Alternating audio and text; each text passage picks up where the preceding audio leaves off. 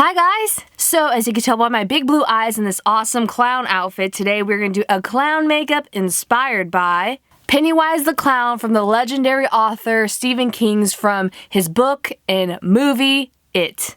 If you haven't seen the movie It, I grew up on it as a child. It was oddly enough one of my very favorite movies. He transforms from a creepy regular clown, I wouldn't call him regular because he's very scary, to an evil one with sharp teeth and orangey yellow eyes.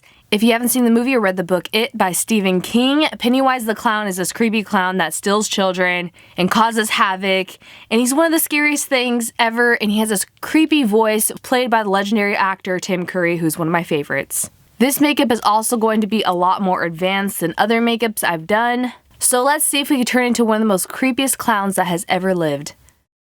First, I'm going to clean off my face to make sure it's squeaky clean and that there's no residue because we're going to do a lot of makeup today, including a bald cap. Before this video, to prep my hair for a bald cap, I did a low ponytail or braid on my hair, and I'm just going to hairspray my hair, make sure all my baby hairs and bangs do not get caught up near my face or eyes, so that when I put a bald cap on, I won't glue it on top of my hair and rip it off later in the removal process.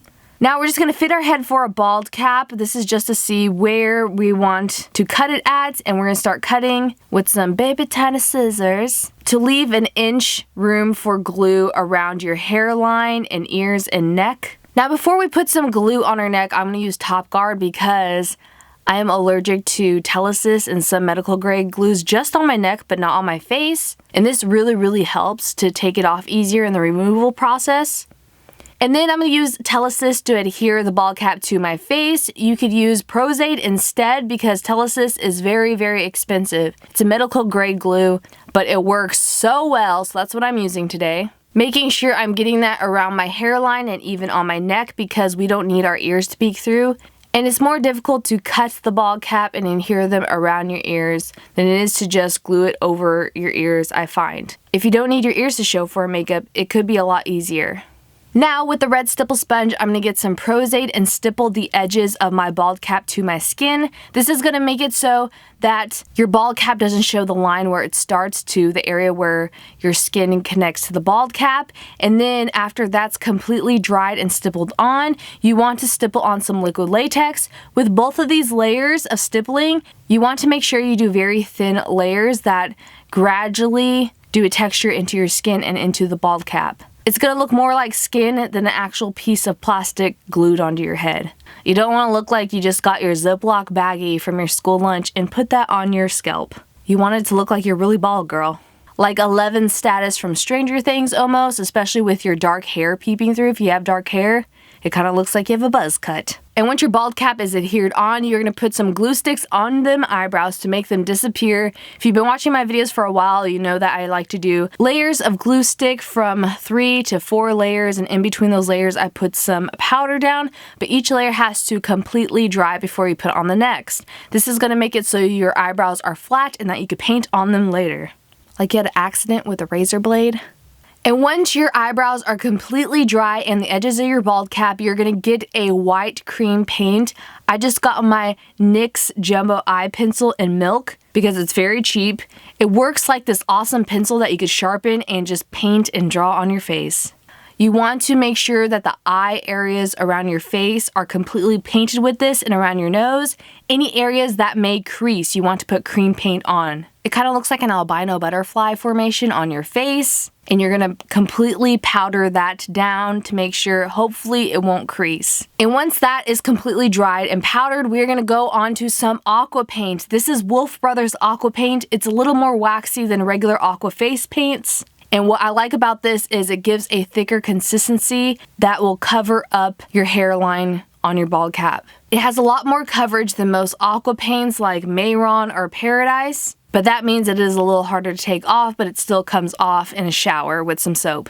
Now, doing a completely white face paint is so incredibly difficult. Just try your hardest, and you want to work very fast with face paints doing a whole face of white, because if it dries too fast and you do a stroke of paint over it, it could come off blotchy. But like I said, just try your best. This is incredibly difficult to do an even layer of completely white face paint. And as you can see, we're leaving our nose bare at the tip of it because we are going to paste on a red nose later. And once that is completely dried, it is time to paint our lips. I got a red lip pencil. This is just a cheap NYX red lip pencil, and did the outline of the mouth, which has some droopy corners of Pennywise the Clown. And then I'm gonna get my favorite red lip that's great for cartoons and clowns. This is the Sephora 01 Matte Lip Cream in red. And I just fill in all of that because clowns need to look evil and sad and scary and dead inside all at the same time. And you even want to get a brush to do the corners of the mouth, to do the detail of the droopiness. And now it's time to move on to the brows. Yes, clowns have these Sharpied on eyebrows that are very pointed and evil and menacing. I just did the outline with a black eyeliner pencil. I tried to do it at first with some aqua paint, but it was smearing too much, so I decided to do some liquid eyeliner, which gave the best effect with clean lines to do these very sharp, pointed eyebrows that look very evil. Moving on to our eyes, you're going to use this liquid eyeliner to do these very creepy like dagger line marks on the bottom of Pennywise's eyes. The bottom eyelid has these lines that just make him even creepier for some reason. And then we're going to move on to a dark blue matte eyeshadow. And we're going to do this in triangle forms with a very thin eyeliner brush to get a precise triangle on the top eyelid. This is the Visart palette, which is too expensive. You can use cheaper brands. Even a drugstore eyeshadow will work, but you want something that's very pigmented, matte, and dark blue. Sticking with the detail of these eyes, I'm gonna go in with a black kohl eyeliner pencil and darken in the waterline of my eyes and do a thick upper eyeliner effect. It's not gonna be a winged eyeliner, it's just gonna be very simple and smudged, but it makes his eyes stand out so much more and make it creepier. Now that your creepy Halloween face is painted on, we're gonna put on a wig. I just got a regular red wig that was very short and I cut it down the middle and pasted it onto my head. You can use telesis or prosaide to make sure that it's very much sticked on there. And I got this red bulbous clown nose online. I'll make sure to list everything down below, and I pasted that onto my actual nose. This nose is very big for my face. I wish it was smaller, but I have a very tiny nose, so it was hard to paste on. And I just gave Pennywise a haircut. This wig was so difficult to work with, and I really wanted to shape it more like Pennywise, and I teased it to death. And giving it a haircut, I think really helped. You could also contour his face with some cool tone powders to make it look more slim at the bottom because Tim Curry and Pennywise have a more bulbous head, meaning it's a lot larger than mine is at the top, and his chin goes down slimmer at the bottom. Don't forget to put on them white gloves to make it really look creepily clown-like. And once you're done with that, you're completely done with this makeup transformation of Pennywise the Clown from It.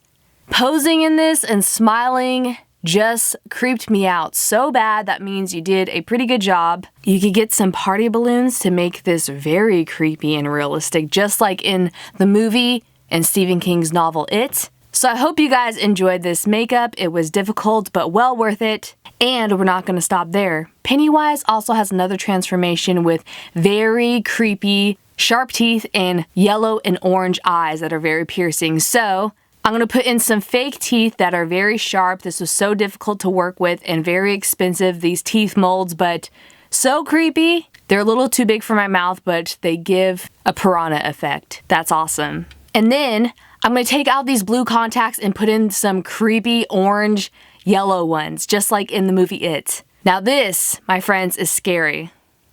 Make sure you get very mad and angry and scary and up that creep factor. Again, I hope you guys enjoyed this. You could bring the balloons back in and play with those and get really evil and mad. I would not suggest going outside in this clown costume with all the recent events of clowns that are terrible and scary, because I don't want you guys to get harmed or have the police called on you. So there's that. But for Halloween's sake, of course, I had to do this creepy clown, and it's one of my favorite movies. But sadly, it is time to take this off and turn back into myself. I know you guys would love to see me as a clown every day, all day. I'm kidding. It scared me so bad. All the products I use in this video will be listed down below in the description box as always. I'm so glad I put down Top Guard before I put on my bald cap because it's so much easier to take off. That white paint was a little more difficult than regular aqua paints, like I said before, to take off. But you just use some baby wipes and makeup remover wipes and some makeup remover solution. Before you hop into the shower, also get some isopropyl myristate solution. Thank you guys so much for watching and supporting this channel. If you guys would like to see more makeup transformations coming before Halloween and year-round practically, I always do these videos and love it. You can subscribe to this channel. Stick around because there's more creepiness to come and awesome cool things. And I love you all. See you soon. Time for me to shower. Bye.